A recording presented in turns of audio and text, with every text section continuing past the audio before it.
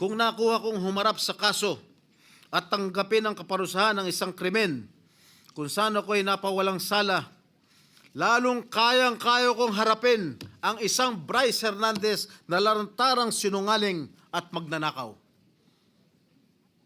Ang sabi nga ni Senator Marcoleta, safe ka na. With due respect to our colleague, hindi po, Senator Marcoleta.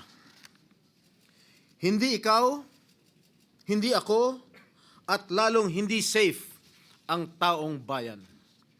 Hanggang may mga Bryce Hernandez na engineer ng kasinungalingan at pandarambong ay hindi tayo safe.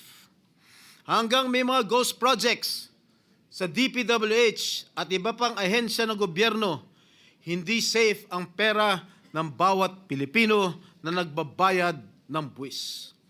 Isipin na lang ninyo, takot na takot ang mga kababayan natin basta BAR na ang kaharap habang may mga walang konsyensang tao na isinusugal lamang sa kasino ang pera ng pinaghirapan at binuno nilang ibayad.